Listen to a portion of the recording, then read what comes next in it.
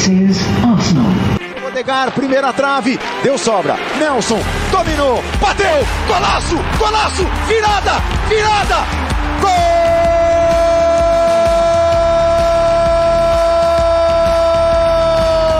Nelson!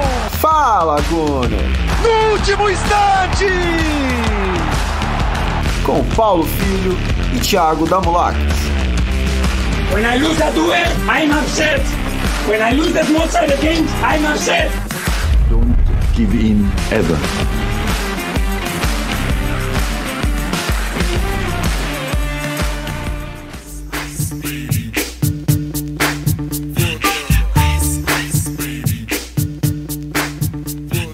Rice, Rice, Baby. É isso aí, galera. Sejam bem-vindos ao segundo episódio do Fala Gunner.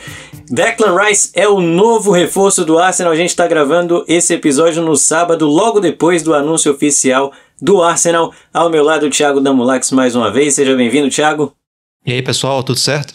Então vamos lá para falar sobre Arsenal. Tem muita coisa para a gente falar nessa semana, é claro, né? Toda essa notícia que acabou explodindo nesse sábado, com certeza é a grande notícia até agora do Arsenal nessa pré-temporada, mas também tivemos o anúncio do Timber, tivemos outras notícias aí, então a gente vai falar sobre muita coisa hoje. Vamos fazer análise de elenco, vamos fazer análise do amistoso que tivemos contra o Nuremberg, né? O primeiro amistoso oficial do Arsenal até agora na pré-temporada. Enfim, tem muita coisa para falar, né não, Thiago? O último episódio a gente já falou bastante coisa, mas hoje com certeza vai ter mais assunto aí pra gente falar, mas vamos começar falando sobre os dois grandes reforços que o Arsenal anunciou nessa última semana. Claro, o Declan Rice hoje e o Timber ontem, né? Na sexta-feira o Arsenal anunciou o Timber, que veio do Ajax, e agora o Rice, que veio do West Ham. A maior contratação da história do Arsenal, Declan Rice, 100 milhões de libras mais 5 milhões em bônus. Então realmente é uma contratação que o torcedor do Arsenal está muito animado. Eu, particularmente, estou muito animado também com a chegada do Rice. Tenho certeza que, sob o comando do Arteta, ele vai se desenvolver ainda mais. O que me deixa muito feliz é que, assim, o Rice ele já atingiu um nível alto no futebol profissional, jogando por um clube como o West Ham, que é um time tradicional na Inglaterra e tudo, a gente já sabe, mas não estava jogando com um treinador tão capaz quanto o Arteta, que é o caso do David Moyes, né? Não é um gênio tático nem nada do tipo.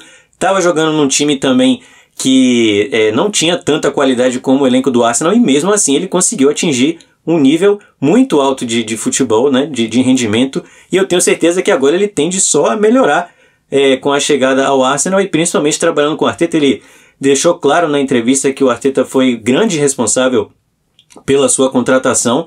Então, vamos falar muito sobre como o Declan Rice pode chegar, pode se encaixar nesse elenco do Arsenal, e como ele pode se tornar aí uma das principais peças, quem sabe, para trazer a gente o título, né, que não veio na temporada passada, depois daquela disputa com o Manchester City, mas agora com certeza o Arsenal cada vez melhor, cada vez mais reforçado, e a expectativa aumenta cada vez mais, né, Thiago?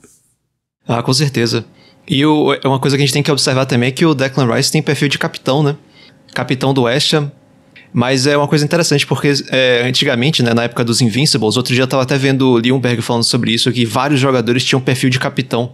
Eram vários líderes em campo. E aí você pega o time atual, o Arteta você vê que não é só com o Rice, né? Com outros jogadores, o Zinchenko, o Gabriel Jesus, todos os jogadores que têm algum nível de algum tipo de liderança, né? Seja liderança técnica, liderança comportamental, quanto liderança de falar mesmo, né? De conduzir o resto do time. Isso muitas vezes a gente não se liga em quanto isso é importante para um time. Quer dizer, a gente como torcedor do Arsenal, a gente se lembra quando a gente volta pra época do fim de Wenger, que tinha um monte de jogador mole, né? E às vezes você via claramente que o time tava sofrendo por isso. Talvez o jogador com a liderança, assim, bem grande, talvez o último tenha sido o Cesc Fábregas, né? Depois dele eu não lembro de ter um cara assim que chamava a responsabilidade, e jovem, como é o caso do Rice, né? Que tem 24 anos ainda e já demonstra realmente essa personalidade de ser um cara, de ser um jogador líder. E acho que faltou muito isso, principalmente no final da era Wenger, esse jogador que realmente chama a responsabilidade para si. Você quer ver uma coisa interessante para essa discussão? Alexis era um jogador que ele tinha liderança por exemplo, né? E a gente ouviu o absurdo de que era que ele queria ganhar demais. Eu não lembro quem foi que disse essa pérola, mas teve algum jogador do Arsenal que disse isso, que ele queria ganhar demais. Sim. Foi Bellerin? Eu não me lembro quem foi. Eu não lembro agora quem que foi, mas eu acho que a questão do Alexis era uma liderança técnica e que ele talvez não conseguisse se expressar por causa da língua, né, principalmente.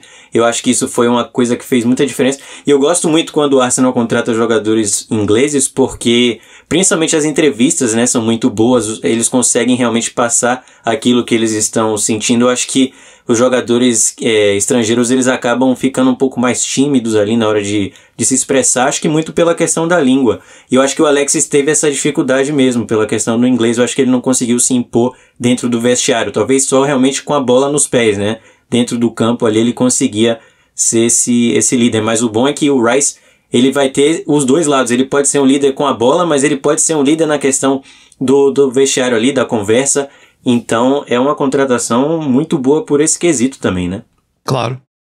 Então, assim, a gente já falou sobre o Rice no último episódio, claro, né? A gente já tentou meio que imaginar como o Arteta tá imaginando a contratação dele, né? Como que ele vai se encaixar ali no time. A priori, eu acredito que a ideia seja colocar ele realmente como um 6 ali, né? O primeiro volante. E eu acho que ele realmente foi contratado para exercer essa função, até porque é o único lugar que eu consigo enxergar ele ali na maneira que o time joga. Mas, com certeza ele pode trazer uma coisa a mais, né? É uma coisa que estava faltando pro time, né? Sim. Foi confirmado nele como 6 na entrevista. Na entrevista ele fala isso. Eu até separei aqui o trecho. Aqui, na verdade, não foi uma declaração oficial, né? Foi o David Ornstein, o oráculo das transferências na Inglaterra, e ele publicou no The Athletic, que foi uma reunião presencial entre Arteta, Edu e Rice, que convenceu o Rice de quão empenhado o Arsenal estava em contratar ele. Diz que é costumeiro hoje nos negócios, né, o treinador fazer uma apresentação, só que diz que a de Arteta e Edu foi tão detalhada nos mínimos detalhes que Rice saiu de lá convencido. Eles tinham vídeos mostrando para ele, né, como melhorariam ele, explicando o projeto e não sei o quê. E diz que nenhum dos outros times tinha um nível tão alto de detalhamento, né, do projeto para ele. E ele saiu de lá convencido. E aí, uma das coisas é que ele diz que a Arteta tinha tanta informação de scout sobre Rice que era quase um livro, a grossura do pacote de informações. E nisso tudo era mostrando pra ele como seria a função dele de 6. Então, assim, não foi oficialmente dito por ninguém, mas Ornstein, que se provou ao longo dos anos ser uma fonte confiável, né, colocou isso, que tinha essa explicação toda de como ele funcionaria como 6.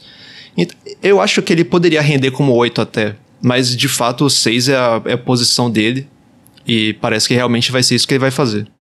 Eu acho que tá muito claro que a gente não... Por exemplo, o Arteta deu uma entrevista essa semana falando sobre o Havertz, falando que ele não exatamente disse qual a posição que o Havertz vai jogar. A gente imagina que seja a posição de 8 ali, realmente, né, onde o Xhaka estava jogando, mas não tá claro ainda. Claro que a gente tem que esperar os primeiros jogos para ver como que cada um vai jogar, mas eu acho que tá muito claro para todo mundo que o Rice vai jogar como primeiro volante, é claro.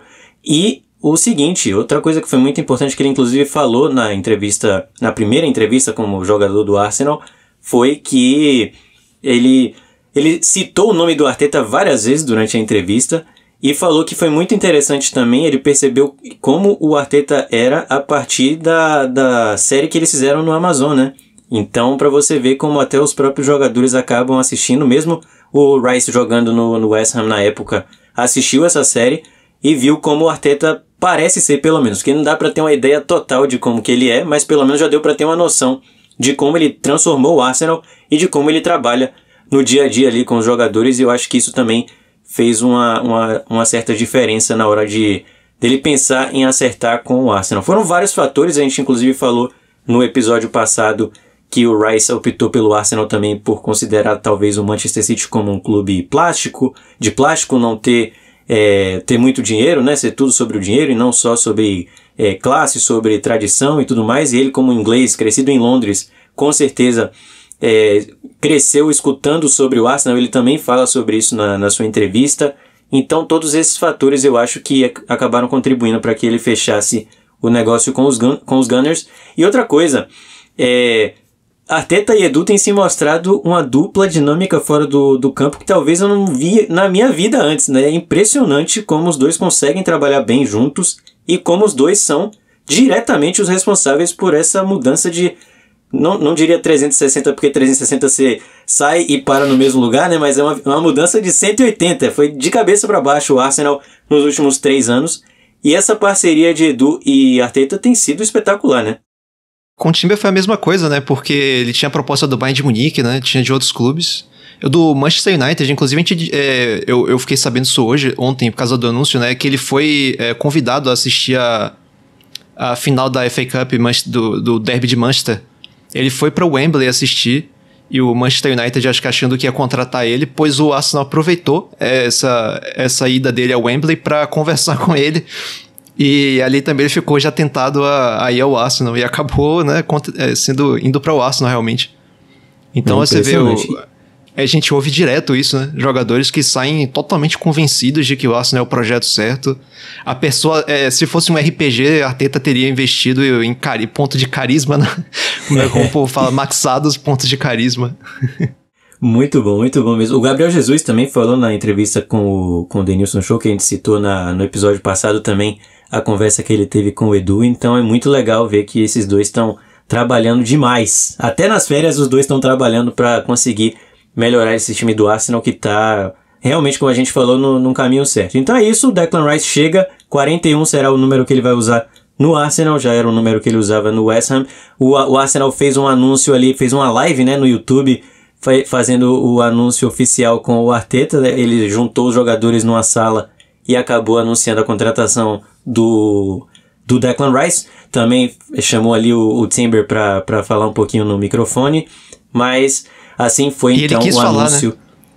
Né? E isso é interessante, né? Porque eu pensei ali, ele vai dizer, não quero falar nada não, mas ele, né, com o capitão, né, resolveu falar alguma coisa. Me surpreendeu, porque geralmente o jogador fica meio tímido, não quer falar. Não, ele já se mostrou super entrosado ali, acho que inclusive a relação que ele tem com o Ramsdale, com o Saka, com o próprio Nketiah, que ele falou que cresceu junto, né, eles jogaram do Sub-9 ao Sub-14 juntos, então eu acho que é isso. Ter jogadores ingleses no elenco é muito importante por isso, porque eles já têm toda essa relação desde cedo, da base, e também jogam juntos na seleção. E o Arsenal não teve isso por muito tempo, né? Geralmente os jogadores ingleses eram aqueles jogadores que ficavam ali mais só pela questão da cota de homegrown que a gente precisa. Eram jogadores mais ali reservas e não jogadores que figuravam no time principal. O Wenger já chegou a escalar time sem nenhum inglês em campo. E isso tem mudado nos últimos tempos. E todos os jogadores ingleses titulares do Arsenal merecem ser titulares, né? Não é porque eles são ingleses. A gente tem o caso... O Ramsdale hoje é um dos melhores goleiros do mundo. O Ben White tá jogando muita bola. Agora a gente tem o Declan Rice. O próprio Nketiah também foi importante na temporada passada. Com certeza eu tô esquecendo demais... O Saka, né? Eu sabia que alguém eu tava esquecendo. Esqueci logo do Saka. Mas, enfim, o Saka hoje é um dos melhores pontas também do mundo, então é uma geração inglesa muito interessante, é uma geração inglesa que acabou de conquistar a Euro Sub-21, então é um time que tá também tendo essa lembra quando o Arsenal anunciou o uniforme amarelo na temporada 2013-2014, que eu acho que eles apresentaram com o English Core do Arsenal, e aí tinha o Gibbs, acho que era o Gibbs, o Walcott, Ramsey, acho que era o British Core, né? Acho que o Ramsey entrou também nessa. Era o British, exato. Eram jogadores, assim, que comparados ao que a gente tem hoje, não tem nem comparação, né? Em questão da qualidade técnica e tudo. Então, é uma mudança da geração do futebol inglês que acaba contribuindo pro Arsenal também, dentro de campo, com certeza. E o Declan Rice, claro, faz parte disso. E falando do Timber, que a gente citou aqui já interessante. Hoje... Diga. O anúncio da contratação do Rice, em 1 hora, bateu o anúncio do treble do City no Twitter em todas as métricas. Isso é um negócio impressionante. Aí é que você vê, né, que 10 anos ganhando o título não supera um século de história. Exato, perfeito. Eu acho que o torcedor do Arsenal talvez seja um dos torcedores mais engajados com o seu time, né, nas redes sociais, acho que em tudo. O torcedor do Arsenal é diferente, isso aí a gente consegue ver, porque é isso, são 15 anos aí que a gente tá só sofrendo, e o torcedor não deixou de acompanhar, não deixou de acreditar, Passamos ali por vários perrengues. Tudo bem, galera, que são perrengues assim, de ficar em quinto lugar no campeonato, de ficar em sexto. Eu sei que tem time que passa por situações muito mais difíceis, mas pra quem é torcedor do Arsenal e estava acostumado a outros tempos, ter passado por esse tempo todo sem conquistar nada e com tudo isso, mostrou que o torcedor do Arsenal é um torcedor de verdade, né? Não vai só na boa, mas realmente abraça o time. E agora não tem porquê não abraçar. E ó, mais uma vez, hein? Tô falando pra vocês. É a última chance pra você virar torcedor do Arsenal, hein? Depois vão falar que você é modinha, né não? É isso aí. E só pra registrar, né? O Timber vai usar a camisa 12, que era do Saliba. Aí Sim, como o Saliba sim. foi pra 2, aí a 12 é do Timber agora. 34 milhões de libras também. Eu ia falar sobre o Timber agora, vai usar a camisa 12 como o Thiago falou. Ele também na entrevista ontem, com a sua primeira entrevista como jogador do Arsenal, falou que os irmãos dele eram torcedores do Arsenal e fizeram a cabeça dele ali pra virar torcedor do Arsenal. Ele cresceu na Holanda, né, em Utrecht, e cresceu também querendo ser jogador de futebol e tudo mais. E mais uma vez, é muito legal a gente ter jogadores que são identificados com o clube, que são torcedores do clube, né, desde pequeno. O sonho do cara era jogar no Arsenal e hoje ele tá lá, diz muita coisa, e não é só o caso dele torcer pro Arsenal, mas não ser um bom jogador. Ele tá combinando as duas coisas. Ele é um ótimo jogador e vai realizar o sonho de jogar no Arsenal, que era o time que ele torcia na infância. Então, muito legal também a contratação do Timber, que a gente já falou bastante sobre no episódio anterior. Então, se você perdeu e quer saber mais de como o Timber deve jogar pelo Arsenal, vale a pena conferir o episódio anterior. Mas é isso, falamos das duas principais contratações. Você tem alguma coisa para falar sobre o Timber? Eu vou falar daqui a pouco, quando a gente comentar o do amistoso, porque eu vou fazer uma observação sobre a defesa, aí eu aproveito e emendo um comentário sobre ele. Não, tranquilo então.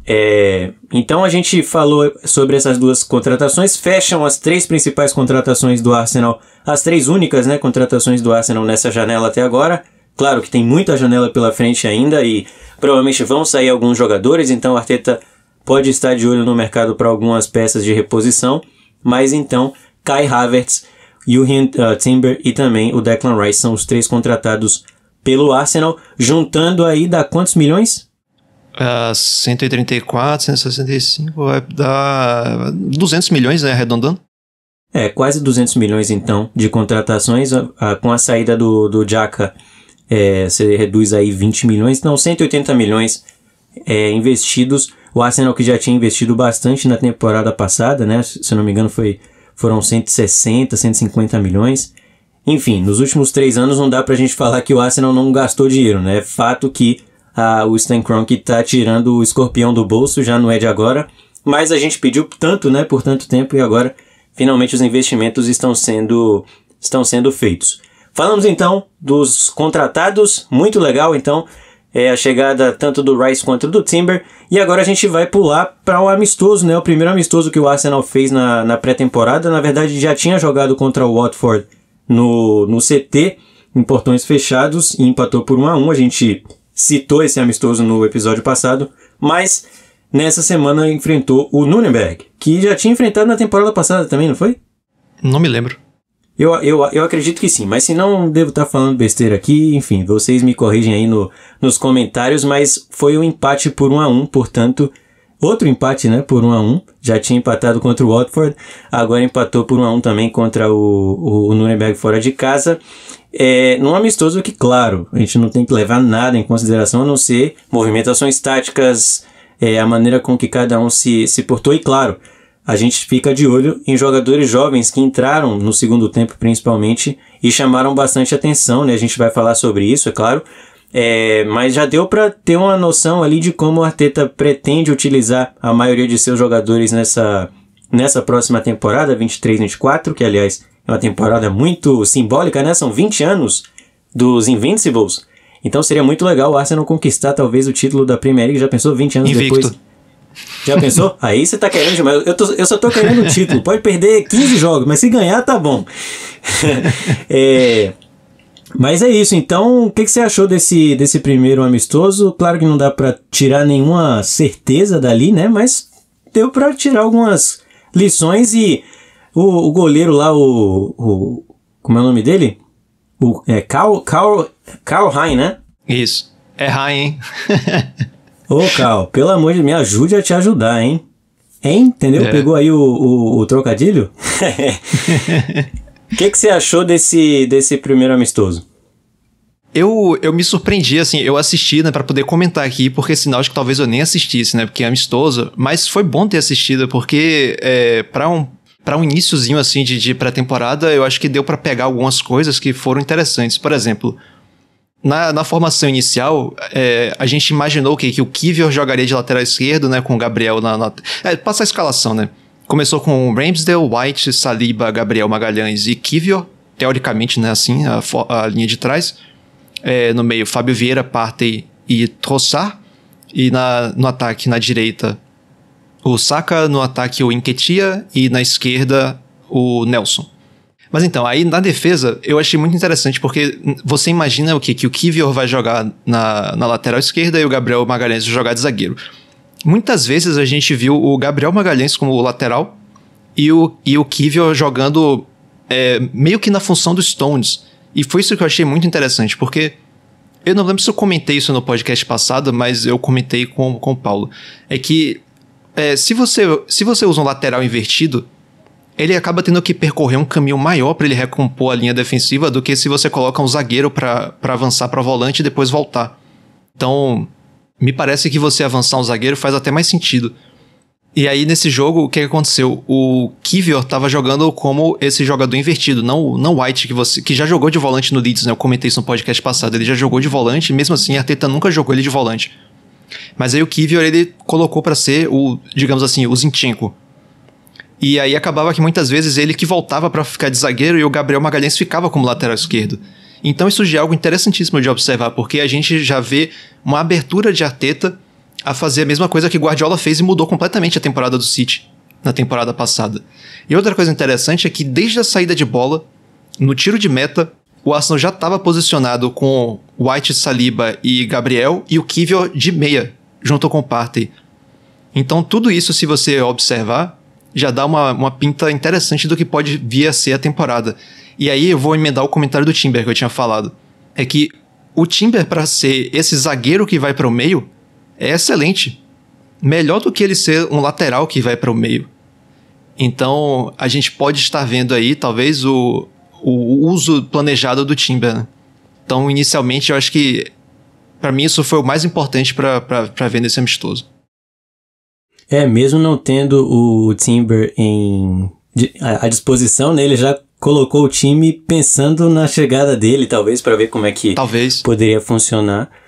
Claro que também não tem nada garantido de que o Timber vai ser titular, né? Ele tem que chegar ali e mostrar muita bola, porque o Arsenal já tem um time meio encaixadinho ali, e para conseguir uma vaga nesse time, a não ser que você seja um Declan Rice da vida, vai ter que ralar, vai ter que jogar muita bola. Acho que o próprio Havertz também, que entrou no segundo tempo dessa partida fazendo a sua estreia com a camisa do Arsenal, também vai ter que mostrar muita bola, né? Porque é um elenco que tem muita gente querendo ali uma vaguinha. Tem o Trossard, tem o próprio Fábio Vieira, tem agora uma temporada de afirmação. Ele precisa mostrar para que veio, ele não pode mais vacilar, não pode deixar mais essa oportunidade passar, porque se ele tem mais uma temporada em que ele não rende o esperado, talvez ele já perca a chance de jogar pelo Arsenal na próxima temporada, né? Porque também foi uma grana investida na contratação dele, não foi nada barato, acho que chega ali próximo dos 40 milhões, né? Então, tem muitos jogadores que vão querer mostrar serviço nessa temporada, então o Timber pode esperar que bola ele vai ter que jogar muito. Já mostrou que tem bola no Ajax, mas agora vai ter que aumentar ainda mais o seu nível com a camisa do Arsenal. Outra coisa que chamou a atenção... Diga, Thiago. Ele fica com uma das opções, né? Que é uma coisa interessante de você observar no City. Os defensores eram muito bem distribuídos, o game time deles. Tinha o Rúben Dias, o Akanji, o Ake, o Walker, o Lewis. Se você for olhar o quanto eles jogaram, eles revezaram bastante. E o Arsenal agora não tendo mais o Holding, que era claramente alguém que ficava abaixo dos demais, agora o Arsenal tem opções defensivas que podem tranquilamente rotacionar. Se você for ver a qualidade agora, a gente tem White, Tomiyasu, Timber, Saliba, Gabriel, Kiwior, Esqueci de alguém, Zinchenko, claro. Zinchenko, Tierney também, que não sei se vai ficar. Tierney também, a gente não sabe se vai ficar, mas é muito diferente a qualidade do que já foi. Então agora dá pra pensar em rotacionar. Exato, era o que a gente sentiu falta, né, na temporada passada, foi de realmente opções. Depois que o Saliba se machucou, a gente ficou dependendo do Holding ali por muitos jogos. Então agora ter mais essa opção com certeza é muito bom. Uma outra coisa que chamou bastante atenção nesse amistoso foi, claro, as atuações do Nwaneri e também do outro, como é o nome dele? Me ajuda aí. Miles Lewis-Skelly. Isso. Esses dois aí entraram no segundo tempo. O Nwaneri fez até uma jogada ali, estilo Zidane, né? Fez um ótimo drible. O Lewis-Skelly também deu um ótimo passe para o Balogun, que também entrou no jogo. Driblou o goleiro, mas acabou chutando para fora. Então, o importante desses amistosos, principalmente esses primeiros, que não são contra times de expressão, é o Arteta dar chance para esses meninos para eles poderem tentar mostrar alguma coisa, né? E esses dois já conseguiram mostrar nos poucos minutos que tiveram. Com certeza. O Nwaneri, principalmente, que ele jogou um pouco mais tempo do que o Lewis-Skelly. E se você não se lembra, né, quem tá ouvindo, o Nwaneri, ele chegou a jogar a Premier League contra o Brentford. Sim. E ele bateu o recorde de Fábricas, é o jogador mais jovem a jogar a Premier League pelo Arsenal. 15 anos e... quase 16, né, eu acho. Foi. 15 anos e lá vai. E deu pra ver de novo, né? Se você já viu alguns vídeos dele jogando pela base, você já percebeu que ele tem talento. Aí agora jogando com o time de cima, a gente viu ele dando 360. Ele deu um passe em profundidade também de cavadinha pro Havertz, que acabou saindo, mas foi por pouco. E o importante não é saber se ele acertou ou não o passe. O importante é você saber que ele tentou dar um passe assim, que é raro o jogador que tenta esse tipo de coisa. Agora, assim, você ainda vê ele perdendo bola por, sei lá, falta de malícia ou porque ele não tá ainda com o vigor físico de profissional, né, sendo desarmado assim meio fácil. Mas você vê ali que com certeza é um jogador de qualidade e eu acho, como você tinha comentado, né, o Fábio Vieira, se ele não se ligar, se ele não melhorar, ele vai acabar saindo. Porque ele tá ali empatando o avanço num jogador como o Nwaneri. Que o Arsenal não vai deixar ele embora por falta de espaço no time por causa de um cara como o Fábio Vieira que não tá entregando. Então Exatamente. Acho que realmente essa temporada é vai ou racha pra ele. E eu acho que é natural também essa questão da malícia, da questão física, uma coisa que o próprio Endrick no Palmeiras está sofrendo também agora. Na base ele conseguia voar mesmo com 15 anos jogando Copa São Paulo ali com jogadores de até 20 anos. Ele conseguia voar fisicamente, mas a gente sabe que no profissional a conversa é diferente, né? Ele já encontra jogadores que estão no mesmo nível, até um nível acima físico, e vai precisar, é claro, de um tempo para ter adaptação. Mas é isso, a gente tá num momento em que você pode ter tempo suficiente para que um jogador de 15, 16 anos se desenvolva no elenco. Outros pontos importantes desse amistoso, já falei do Karl-Heinz, né? Que entrou no segundo tempo e vacilou feio ali na saída de bola, ele acabou errando o passe. E foi o Jorginho que fez o gol contra ou foi o próprio... Não, foi o japonês. Foi o japonês do Nuremberg mesmo. Mas foi numa disputa de bola ali, o Jorginho recebeu um passe na fogueira do Karl-Heinz e o Nuremberg conseguiu esse gol de empate.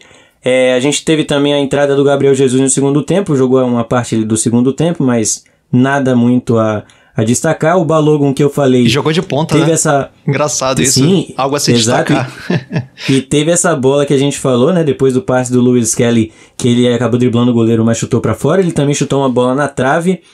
Vai ter que mostrar a bola também nessa pré-temporada, o Balogun, porque pedindo espaço, pedindo coisa, ele tá, né? Agora tem que mostrar também.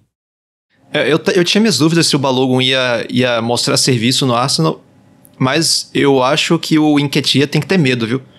Porque esse primeiro amistoso aí, ele mostrou coisas que o Nketiah não tem, e que são coisas que faltam ao Arsenal, que é um atacante mais atacante mesmo.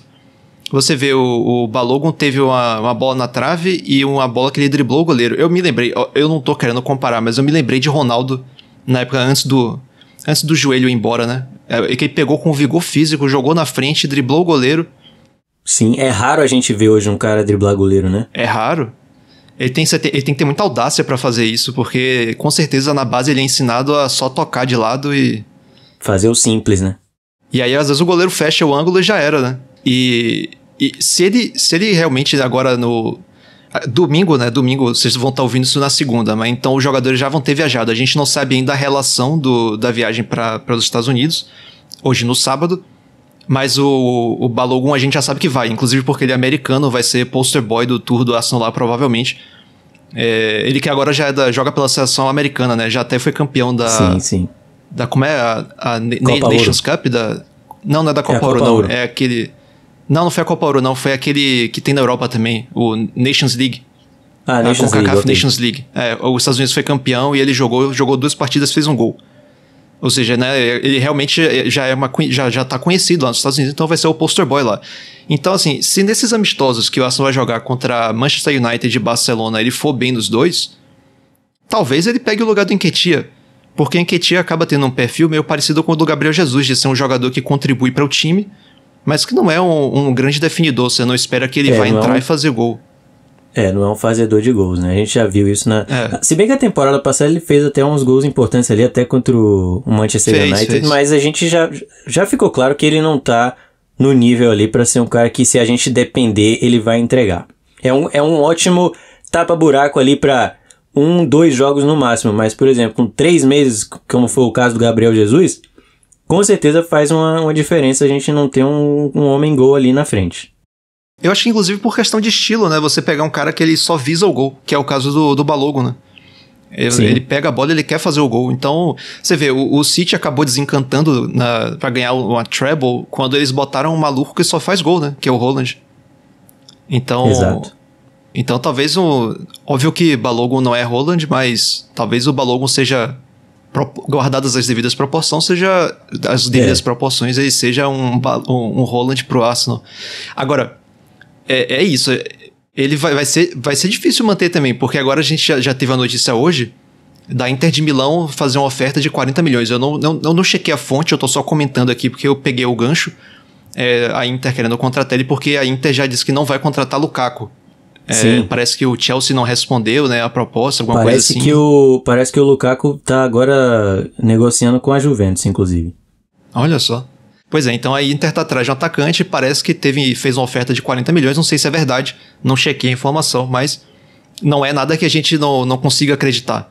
Então, talvez seja difícil para o Arsenal perder um cara que tá despertando o interesse de 40 milhões. Eu não sei que time pagaria 40 milhões pelo Nketiah hoje. É difícil, hein? Mas...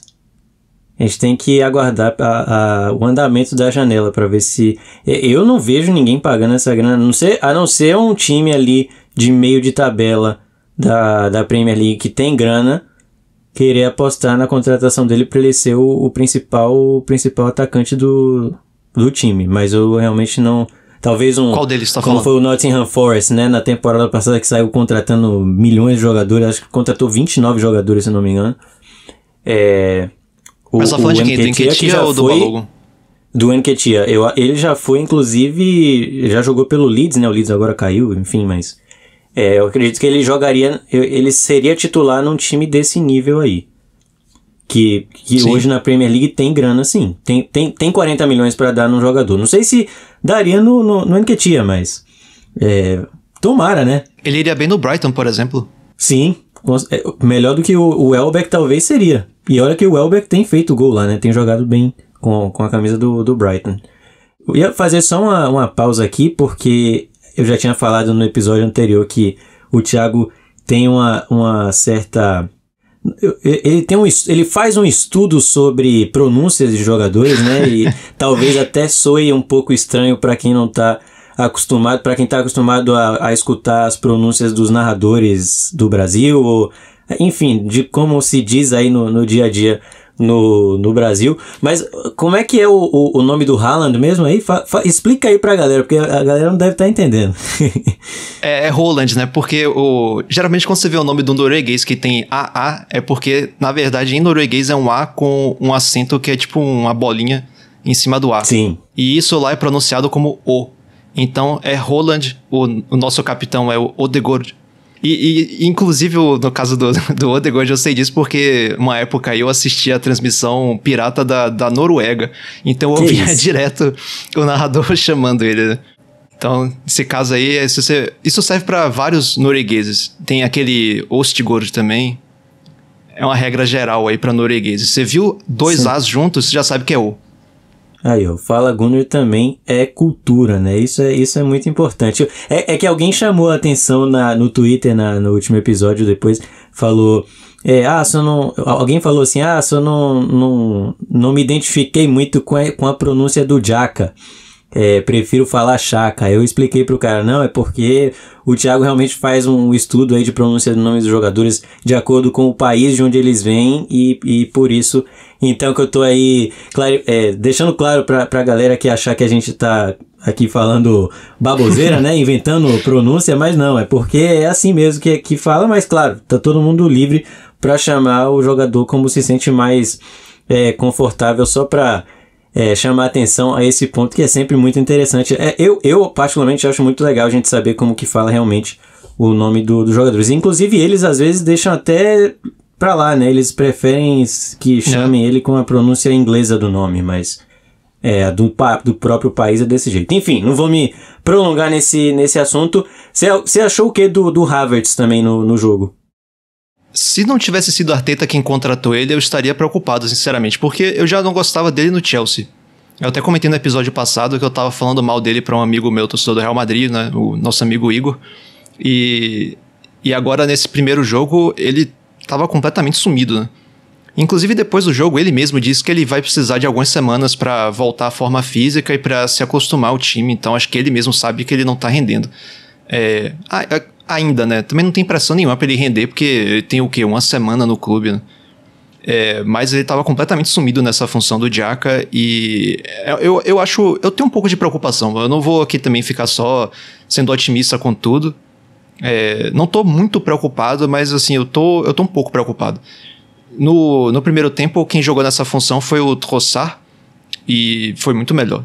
Agora também, né, ele já tá meio ano no Arsenal, né? Já tá acostumado. Acho que é normal. Agora, me parece que na evolução do trabalho, esse jogador vai ser cada vez mais aquele cara que tem a função de pisar na área, né, de ficar mais avançado, quando do outro lado o Odegaard fazendo mais o processo criativo. Então, eu acho que até o Trossard jogar ali, talvez seja uma indicação disso, né? De você ter jogadores mais atacantes do que meias. A gente tem que ver com o tempo. É isso. E então eu acho que o Havertz também é uma questão mais de tempo mesmo, de paciência que a gente vai ter que ter. E também do Arteta encaixá-lo da melhor maneira no nosso esquema. Agora, mudando de assunto, a gente falou aí do amistoso do Arsenal contra o Nuremberg. Vamos falar de Gabriel Magalhães, porque teve mais um assunto polêmico nessa semana. Os brasileiros estão sempre envolvidos em polêmica, é impressionante, né? O Gabriel Jesus... E olha que a culpa não é nem deles, né? O pior é isso, eles não tem nada a ver com a história, mas o nome deles tá sendo jogado aí na polêmica. Dessa vez foi outro Gabriel, claro, porque a gente só tem Gabriel no time, né? Eu nunca vi um negócio desse também. Tem o Marquinhos também. Tem o Marquinhos e tem o Jorginho, mas são três Gabriéis. Da outra vez foi o Gabriel Jesus, agora o Gabriel Magalhães. E foi uma entrevista que o Juninho Paulista deu, falando sobre a Copa do Mundo, né? Sobre o Tite, sobre tudo que aconteceu. O Juninho, que era aí um dos que integravam ali a comissão técnica do Era do coordenador Tite. Técnico, né? Coordenador técnico. Fazia a função que o Edu fazia. É o que o Zico fez na Copa de 98, se não me engano. Sempre tem alguém que faz essa função. Dessa vez era o Juninho Paulista. E eu vou deixar pra você falar aí, Thiago, que você tem a fala do Juninho completa, mas sinceramente não deu pra acreditar que ele falou isso não. Tá, eu vou ler então a fala do Juninho e a gente comenta depois. Ele disse: são escolhas, eu passei por isso, nasceu um filho meu, fiquei esperando na Inglaterra e no dia seguinte vim ao Brasil porque tinha machucado meu joelho e precisava me recuperar o mais rápido possível. A minha esposa ficou lá 40 dias sozinha, com a ajuda de babá. Isso prejudicou? Na hora de pesar, você vai colocar tudo isso na balança. Vem o outro, joga e aí acontece de perder um pouco de espaço. Isso ele explicando por que o Gabriel Magalhães ficou fora da Copa. É uma declaração que pegou muita gente assim de surpresa, muita gente não entendeu o que o Juninho Paulista falou. Não entendeu como ele foi capaz de falar algo do tipo. Eu acho que tudo bem, tem jogadores que simplesmente colocam a profissão ali na frente, né, acima de tudo, mas eu acredito que a maioria dos jogadores não pensa dessa maneira. Acho que, aliás, a maioria dos seres humanos não pensa dessa maneira, né, de colocar a profissão à frente da família, e principalmente o nascimento de um filho, que é talvez um dos momentos mais marcantes que uma pessoa pode ter na vida. E eu não culpo o Gabriel Magalhães em momento nenhum dele ter tomado essa decisão. Inclusive, tá certíssimo. É aquela coisa, né? Ele ia ser convocado, ele ia aceitar a convocação, ia pro jogo, talvez nem entrasse em campo, ou se entrasse, ia entrar ali por alguns minutos, não ia fazer nenhuma diferença. O Brasil já estava classificado para os jogos que ele foi disputar, né? Que foram contra Chile e Bolívia, já eram as últimas rodadas ali das eliminatórias. Então, ele simplesmente não aceitou, pediu dispensa da seleção para ver o nascimento do filho. Então, foi algo assim, super compreensível, e me surpreende, não o fato do Juninho Paulista ter falado isso, até porque eu não tenho muito conhecimento do lado humano dele, mas me surpreende muito o Tite não ter dado outra oportunidade para o Gabriel, por uma questão dessa, né? Porque o Tite sempre foi o cara ali que é um paizão, um cara que tem um relacionamento próximo com os jogadores e que sempre foi um cara muito família também. Então me surpreende demais o Tite participar de um pensamento como esse, né? Deixar o Gabriel de fora porque ele simplesmente pediu dispensa para ver o nascimento do filho. Lamentável completamente. Apoio completamente o Gabriel. Eu acho que a maioria das pessoas deveria fazer isso mesmo. A família é muito mais importante do que trabalho. O trabalho depois você vai se aposentar, mas a família você não se aposenta nunca, ele vai ser pai para sempre. Então, realmente não tem o que discutir daí. Às vezes eu fico me perguntando o seguinte: tinha necessidade do Juninho falar isso? Porque assim, se ele tomou essa decisão, se isso foi... Quer dizer, ele não, que quem convoca é Tite, mas se a comissão em geral tomou essa decisão, não é melhor dar um migué? E dizer que foi outra coisa? Sim. Porque pega mal pra eles também. Exato. E não pegou só mal pra ele, né? Porque a comissão é uma coisa só, então tá todo mundo envolvido ali, todo mundo tem que entrar em um consenso. Então todo mundo concorda, todo mundo pensa como o Juninho. É o que me parece. Sim. Então o Gabriel acaba aí, assim, acho que não vai mudar muita coisa pro Gabriel, até porque ou o Diniz ou o Ancelotti não devem pensar da mesma maneira, e acho que não vão colocar isso em consideração na hora de fazer a convocação. Então acho que se o Gabriel continuar atuando da mesma maneira que ele atuou, principalmente no pós-Copa na temporada passada, com certeza vai ser convocado para algum jogo da seleção brasileira. Ele que chegou a tuitar ali, falou new job, colocando uma bola de basquete, fazendo uma certa crítica porque não estava sendo convocado, né? E merecia realmente. Os zagueiros que foram convocados para a Copa, ele jogou muito mais bola que o Bremer na temporada passada. Então não tem realmente nenhuma outra justificativa que não fosse essa besteira, né? Que foi dele ter optado por ver o nascimento do filho. É simplesmente um absurdo. Ele naturalmente vai voltar para a seleção, porque é garantido mesmo. Hoje em dia acho que só tem Marquinhos e Militão, né? Então é uma questão de tempo até ele voltar. O trabalho com o Arsenal só tende a crescer, tudo mais. Muito bem, falamos então aí dessa pequena polêmica envolvendo o nome do Gabriel Magalhães, não que ele tenha feito alguma coisa. E agora vamos falar um pouquinho sobre possíveis saídas, possíveis chegadas. Alguns nomes foram ventilados no Arsenal aí nessa última semana, também em relação às saídas, né? Temos ainda a questão do Partey, que me parece estar cada vez mais próximo da Arábia Saudita. Parece ter uma proposta aí do Al Hilal. Mais uma vez, aquele caminhão de dinheiro que a gente não entende, né? Os jogadores estão realmente... Há um êxodo nesse momento para a Arábia Saudita. Muitos jogadores até que não conquistaram tudo ainda na Europa estão optando por ir para a Arábia Saudita. É o caso do Partey, que até agora não ganhou nada como jogador do Atlético de Madrid ou do Arsenal. Ele não ganhou a Europa League? Não sei, ele ganhou a Europa League, acredito, mas assim, não atingiu o nível máximo, né, no futebol europeu, e já está optando por deixar a Europa para ir para a Arábia Saudita. Falam-se em 30 milhões de libras, que parece ser um valor padrão, né, tá todo mundo ganhando isso.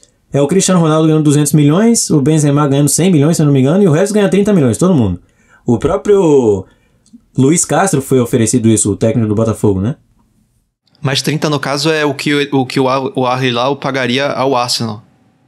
Ah, tá. Mas de salário eu acredito que não seja nada muito longe disso. Eu acho que é... Eu acho que se eu não me engano, eu li que foi 400 mil libras por semana, um negócio desse, assim. Por semana? É. E vamos ver. Eu acho que o Partey realmente agora, depois da chegada do Rice, já vê que ele não vai ter tanto espaço assim no time. A gente já falou sobre ele no episódio passado muito também da questão física, né? De como ele, quando joga bem, joga muito bem, mas quando joga mal, joga muito mal. Tem toda uma questão psicológica também. Então, vamos ver se o Partey continua. Eu acho que ele não vai continuar. Você acha que ele vai realmente aceitar? Parece que ele já acertou esse contrato com o Al Hilal, né? Dizem que ele acertou os termos pessoais, né, o contrato pessoal. Aí o Al Hilal tem que se acertar com o Arsenal. Dizem que o Arsenal só quer 45, né? Só aceitaria 45 e eles ofereceram 30, verbalmente. Aí eu fico me perguntando... É óbvio que o Arsenal tem que tentar pegar o máximo de dinheiro possível pelo jogador, né? Mas, ao mesmo tempo, um jogador já com a idade dele, com o tempo de contrato que tem... se eles subissem só pra 35, alguma coisa assim, eu acho que faria sentido aceitar. Porque ele é um dos que ganha um salário alto e já tem na posição o Rice e o Jorginho. Eu não vejo muito sentido em manter ele no elenco. É o que a gente já falou no episódio passado, né? Aproveita a oportunidade e vende, é meio que como foi com o Xhaka também, né?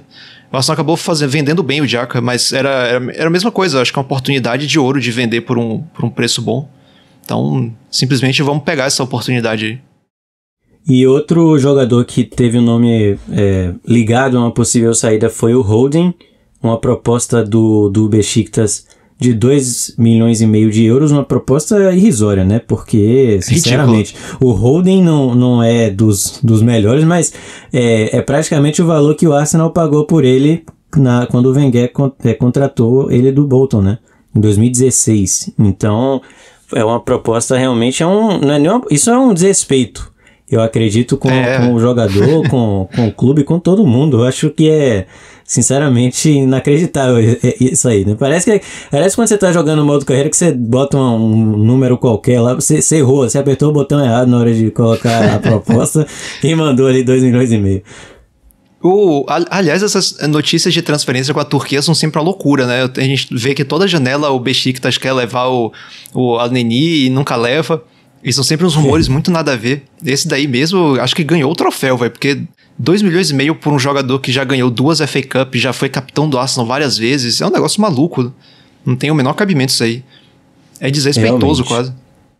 Com certeza. E o último, na verdade, foi um nome de uma possível chegada, o Bitelo do Grêmio, que inclusive jogou contra o Bahia no meio de semana pela Copa do Brasil.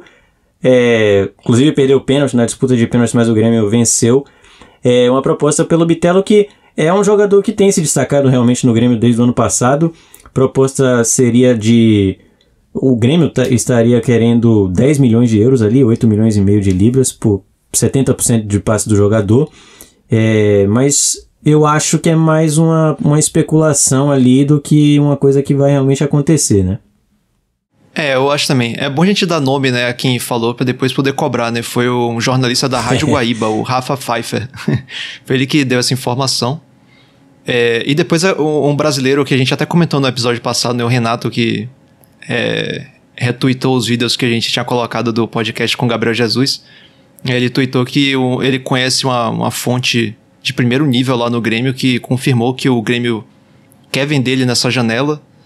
E parece também que o Cascavel, que é dono dos outros 30% do passe, que é um time da 4ª divisão, parece que eles estão doidos para que o Grêmio venda ele. Mas a gente já viu acontecer de jornalista cravar uma transferência do Grêmio pro Arsenal. Foi o caso de Everton Cebolinha, que aquele Farid Germano cravou, né, que ele ia pro Arsenal. Então, não sei se eu acredito não. Me parece muito aleatório essa contratação por esse valor.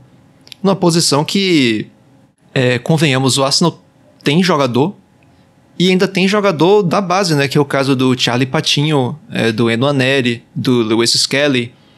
Então, não sei, não me parece fazer muito sentido o Arsenal gastar 8,5 milhões de libras pro jogador que já tem 23 anos, né, se não me engano, do Grêmio. Ele já tá com a idade meio alta, né, pra transferência pra Europa. Se você parar pra pensar... Talvez o Bruno Guimarães, quando saiu do Atlético, também tinha 23 anos. Mas foi pro Lyon primeiro, né? Depois chegou no Newcastle. Mas realmente não é mais o comum a gente ter jogadores saindo nessa idade. E eu acho que o Bitelo com 23 já devia estar... Porque o Bruno Guimarães, quando ele sai do Atlético, é porque o Brasil já estava ficando pequeno demais pra ele, né? Sim. E eu não acho que seja o caso do Bitelo. Eu acho que ele realmente tem um potencial ali, é um jogador interessante, mas não é um cara que está dominando, como foi o caso do Luan, por exemplo, em 2017, 2016, que estava jogando muita bola pelo Grêmio. Então acho que não vale esse negócio pro Arsenal. Acho que outro clube poderia sim apostar na contratação dele, mas eu não acho que seja uma coisa que o Arsenal precise no momento. Vamos falar também, o Thiago preparou pra gente aqui uma tabela com jogadores que foram emprestados na temporada passada, porque tem muita gente que vai emprestada que a gente não fica nem sabendo, né? E muitos jovens, inclusive, então é importante a gente fazer esse balanço até para ver quem que pode sair desses jogadores que foram emprestados. A gente tem o caso do Cedric, do Lokonga, do próprio PP, né? Que volta também de empréstimo, e de jogadores jovens também. Então passa pra gente aí esse balanço, Thiago. Vamos fazer um jogo rápido aqui, porque tem muito jogador que é totalmente irrelevante. A depender do tempo, talvez eu nem cite todos. Mas vamos lá. O zagueiro Omar Rekik, que é tunisiano, já foi até para a Copa Africana de Nações com a Tunísia. Na temporada passada ele tinha sido emprestado ao Sparta Rotterdam e depois ao Wigan. Não jogou muito em nenhum dos dois times. E como a gente já falou, o sistema de defesa o setor de defesa já tá com bastante jogadores, então provavelmente ele não tem futuro no Arsenal. O atacante John Jules, ele tinha sido emprestado ao Ipswich, já tem 22 anos, então provavelmente também não vai ser aproveitado no clube. O dinamarquês Mika Biret, atacante, foi emprestado ao RKC, só fez 2 gols lá em 12 jogos, e também tem muita competição na posição, né? Tem o Gabriel Jesus, o Balogun e o Nketiah. Até para os que já são do time principal tá faltando espaço. Então, ele e outro atacante, né, que é um sueco, Nicolai Müller, foi emprestado ao Den Bosch, que foi vice-lanterna da 2ª divisão da Holanda. Esse saiu em definitivo, foi pro St. Gallen da Suíça. Eu realmente vou adiantar aqui, porque tem muito jogador desconhecido e vai ficar chato se eu ficar citando todos. Então vamos passar aqui, por exemplo, ao Austin Trusty, que é um zagueiro americano que inclusive jogou contra o Nuremberg. Ele foi contratado na temporada passada de um dos clubes dos Crankies, se eu não me engano. Acho que foi do Colorado Rapids, né? Eu acho que é um do time dos Crankies. Ele foi emprestado ao Birmingham, jogou a temporada toda lá e foi titular, né? 44 jogos dos 46 da temporada ele jogou. Fez 4 gols também. E foi eleito jogador da temporada do Birmingham. Que é muito interessante. Jogador que saiu da MLS direto para ser jogador da temporada como zagueiro, né? Então, bem interessante, mas também não deve ter espaço. Eu vi até que ele postou em rede social, né, que ele realizou um sonho de vestir a camisa do Arsenal. Fico feliz por ele, mas provavelmente ele não vai continuar. Ou pode ser emprestado para um outro time, talvez mais acima, né, na Championship. O Birmingham estava na Championship, né? Talvez o passo à frente seria ele emprestado para um time de baixo da tabela na Premier League. Talvez. Ou um time que, eu digo assim, um time que brigue na parte de cima da Championship. Entendi. Poderia ser. Tem o Marcelo Flores, que é um jogador mexicano, parece talentoso até, bem baixinho ele foi emprestado ao Real Oviedo, mas só jogou 13 jogos, acho que ele tem um problema de lesão. Deixa eu ver quem é mais. O goleiro Okonkwo, que ele é do elenco de cima do Arsenal. Acho que muita gente não deve nem saber disso, né? Mas tanto ele quanto o Hein, eles são do time de cima.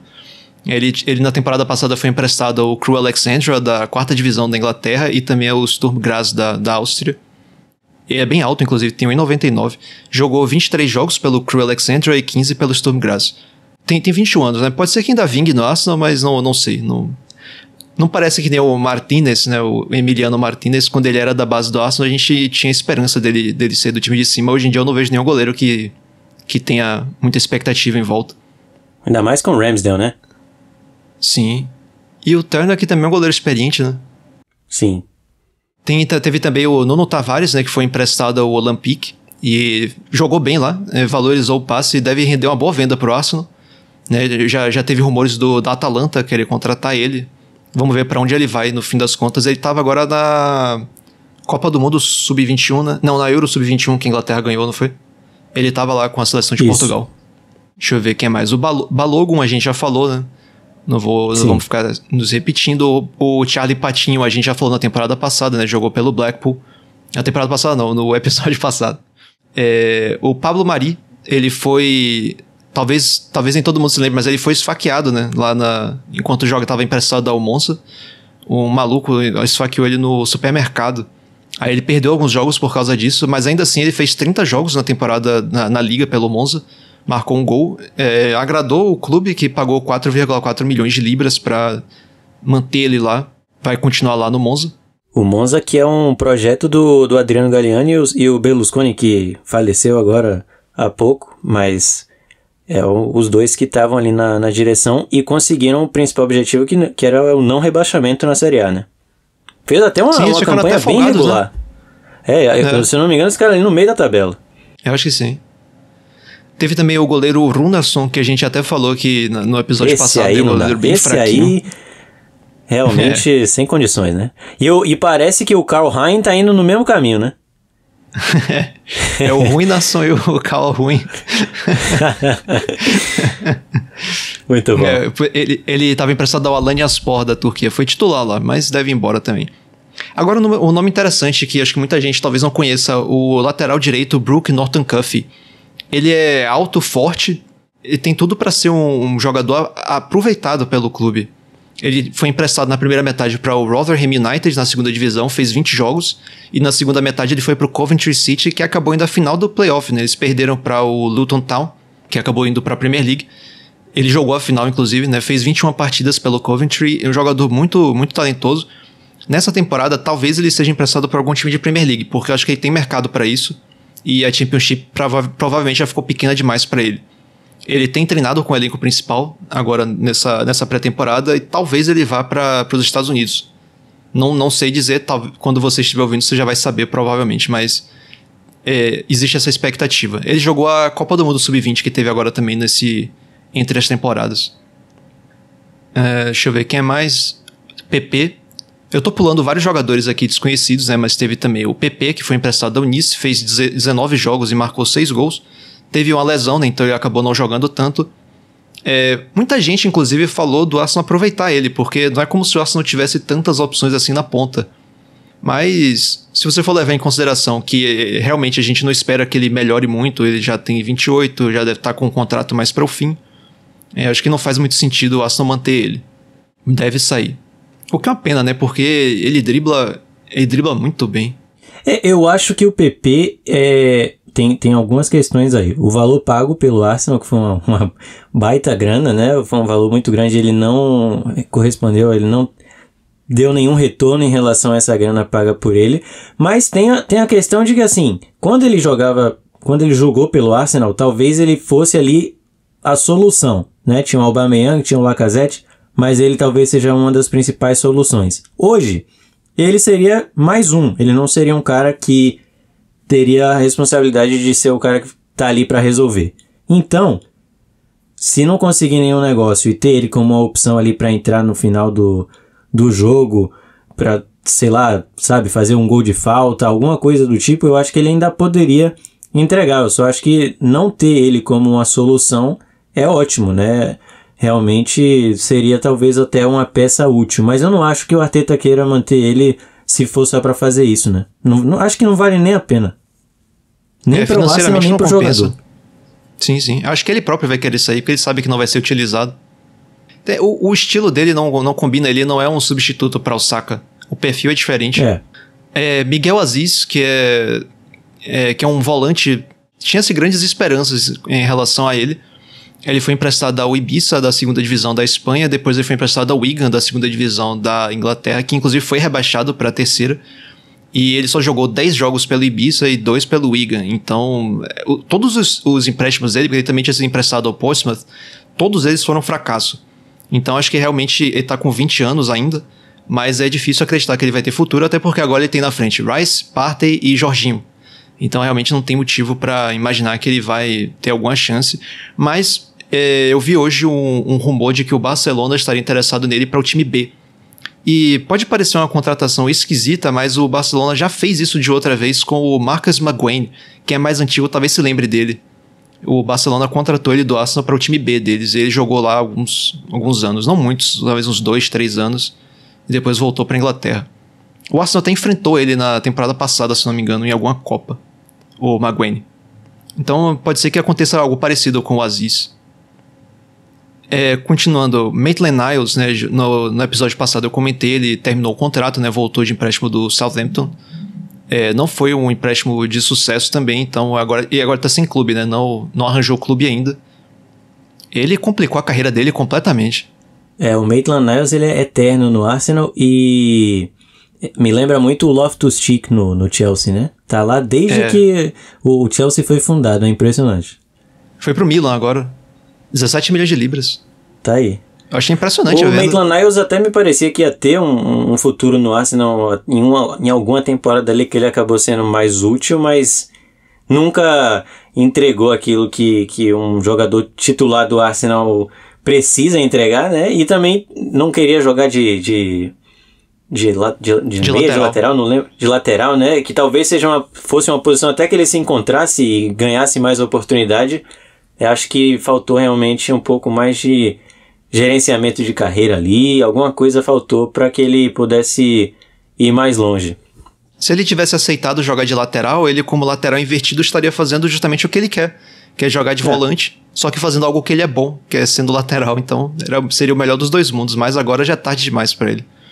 Deixa eu ver quem é mais. O Marquinhos, né, brasileiro Marquinhos, foi emprestado ao Norwich da segunda divisão. Ele jogou 11 jogos e fez um gol. Detalhe é que esse gol, né, foi na primeira partida dele, na estreia. Ele fez um gol e deu uma assistência. A gente pensou, será que vai ser vai render no Norwich e voltar evoluído para o Arsenal? Mas foi basicamente tudo que ele fez. Foi ali naquele primeiro jogo.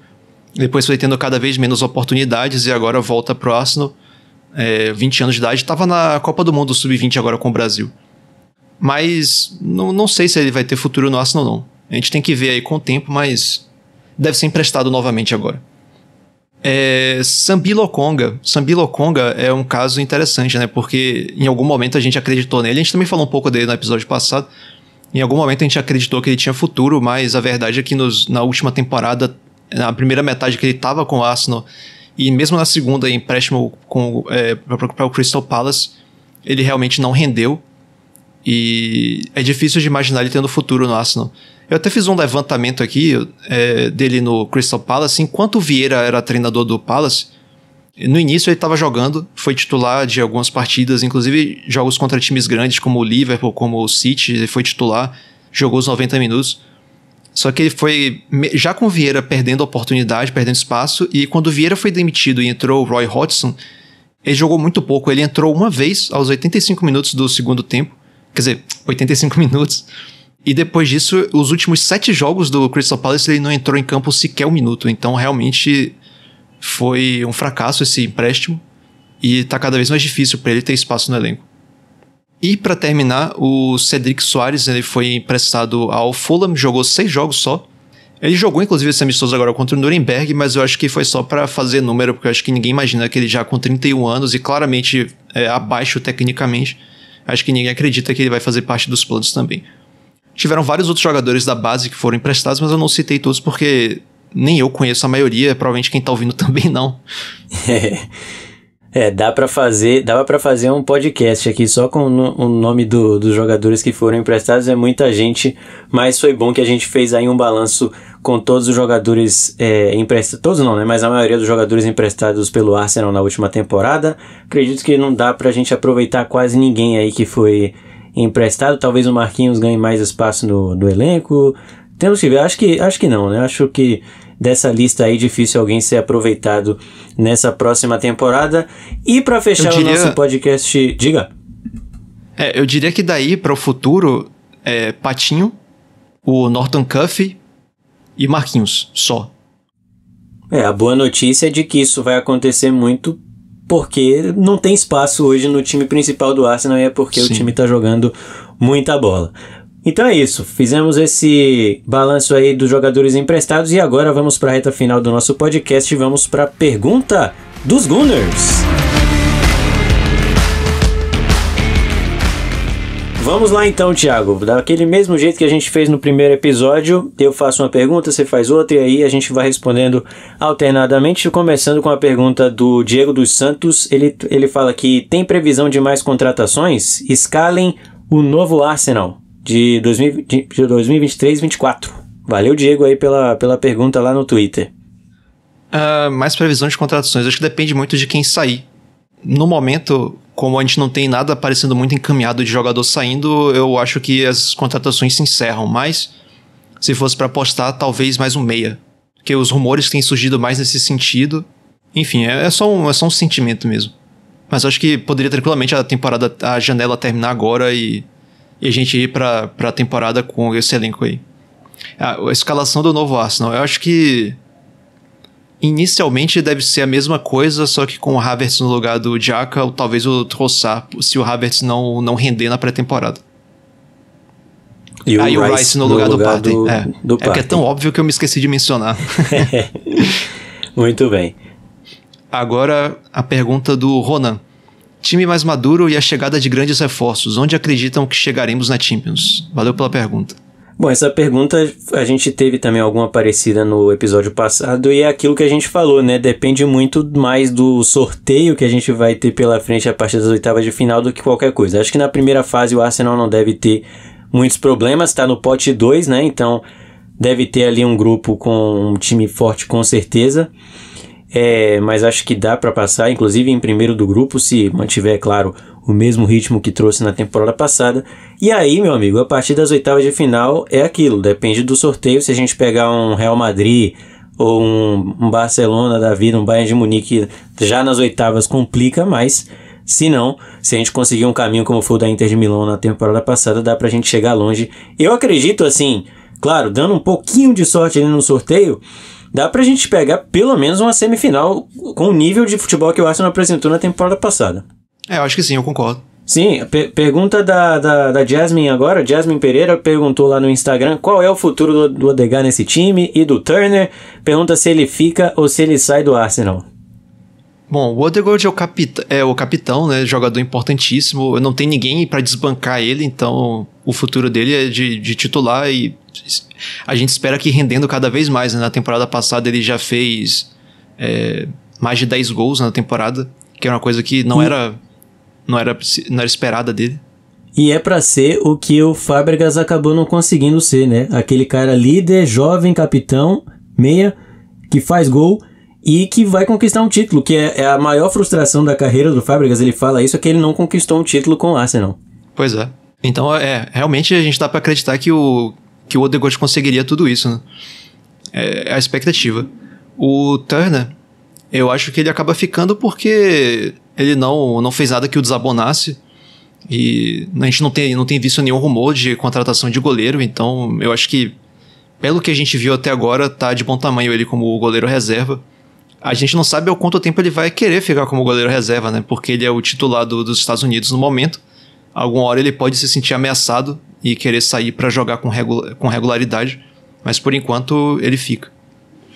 Vai ser mais uma atração americana no tour, né? Ele e o Balogun. Verdade. Ele estava até pouco tempo na Copa Ouro, né? Copa Ouro com os Estados Unidos. Não sei se... Imagino que ele volte até por uma questão mercadológica, né? Que ele volte logo para fazer parte do tour.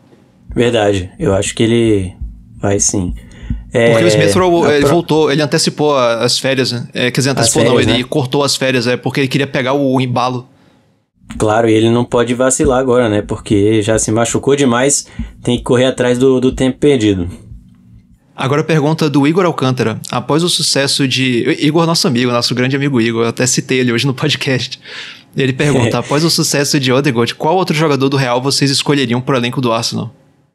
Tá aí, rapaz, essa é uma boa pergunta, hein? Se a gente pudesse pegar qualquer jogador assim do Real Madrid para trazer pro Arsenal, claro que eu escolheria o Vinícius Júnior ou qualquer outro. Mas assim, para ser realista, né? Pensar inclusive nesse caminho que teve o Odegaard, eu vou no turco, né? Que o Real Madrid acabou de contratar, o famoso Silent Genius.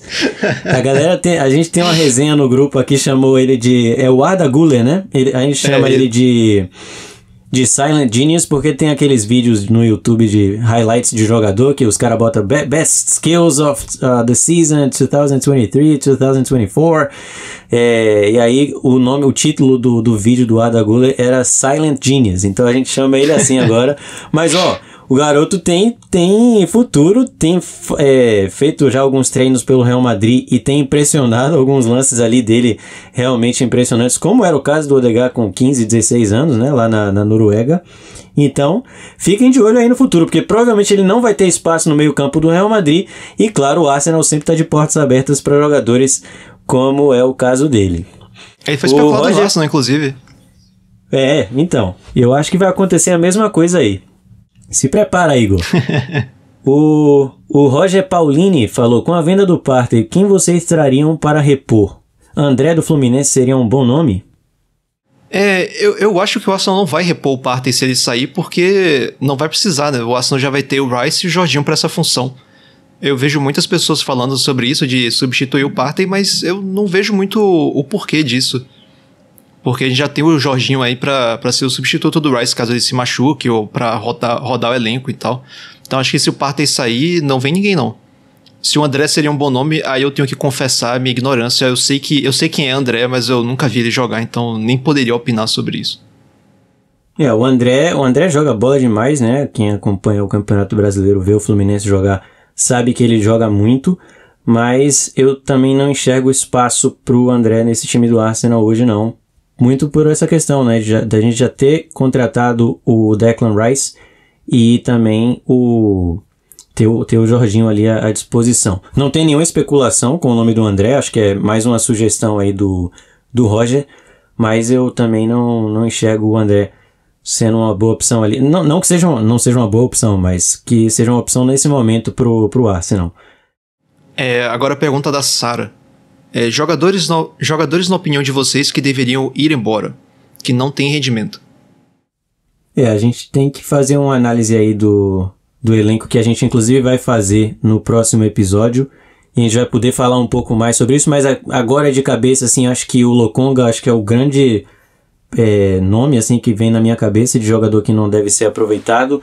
Também o caso do PP, do Cedric Soares, são jogadores que saíram, o próprio Holding também, né, que saíram de empréstimo. O Holding, esse ficou na temporada passada, pra nossa tristeza, mas realmente são esses os nomes que vêm à minha cabeça. E assim, o Fábio Vieira, dos que estão tendo chance no time titular, é o que mais precisa mostrar futebol nessa temporada se ele quiser ficar no time. O Nicolas Alcântara falou: como vocês acham que o Nwaneri será aproveitado nessa temporada? Eu acho que provavelmente ele vai ganhar a chance em Copa, se ele não for emprestado, mas eu acho que ele não vai ser emprestado porque provavelmente a comissão técnica do Arsenal quer ter mais controle sobre o desenvolvimento dele. É muito difícil você achar um clube que garanta tempo de jogo para ele nas mesmas condições de jogo do Arsenal, então acaba não compensando muito você emprestar um jogador assim. Provavelmente então ele fica e aí deve ganhar a chance nas Copas. Na temporada passada eu achei que ele ganharia, porque ele já tinha sido utilizado na Premier League, né?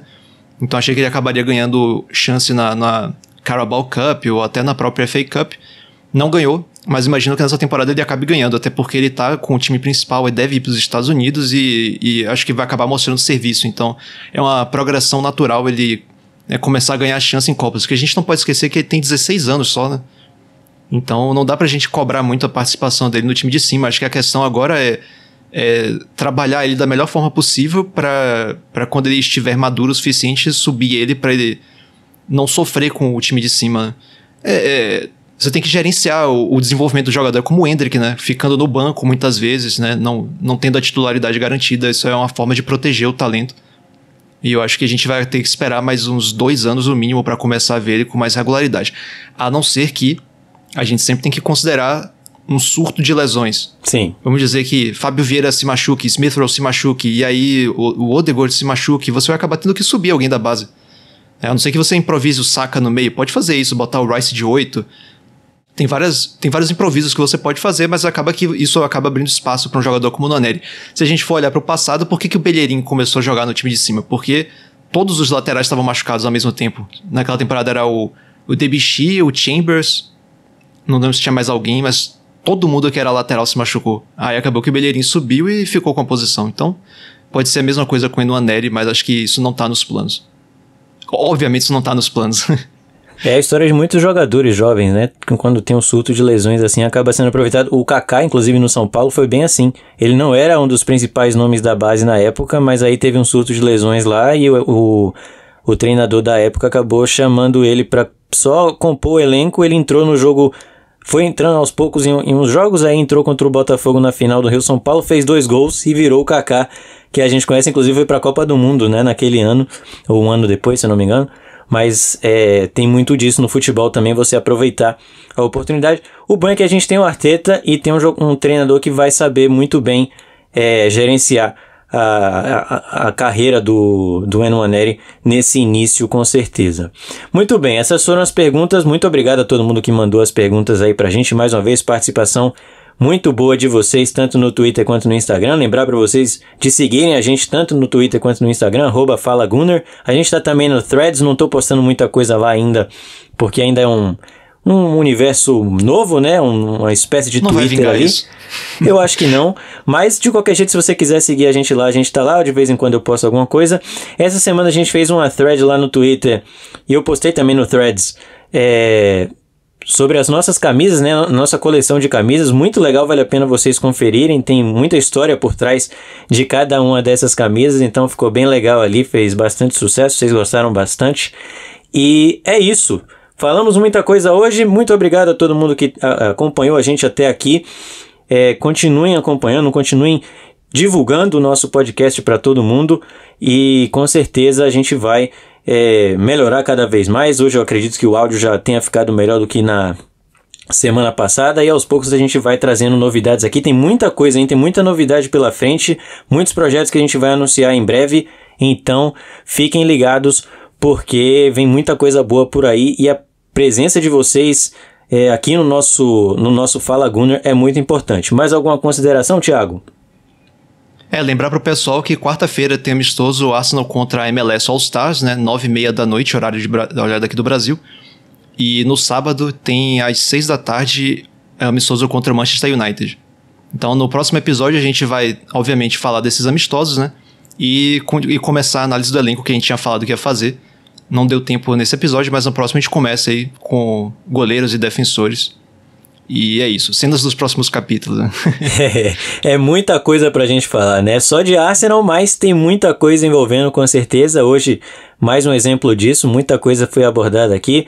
E eu espero que vocês tenham saído agora desse podcast com a sensação de que vocês ficaram por dentro de tudo que está acontecendo no maior de Londres. Eu acho que esse é o nosso grande objetivo. Muito obrigado mais uma vez a todos e a gente se vê então na próxima segunda-feira. Lembrando que a partir quando a temporada começar para valer, a gente vai ter episódios nas segundas e sextas, por enquanto apenas nas segundas-feiras, beleza?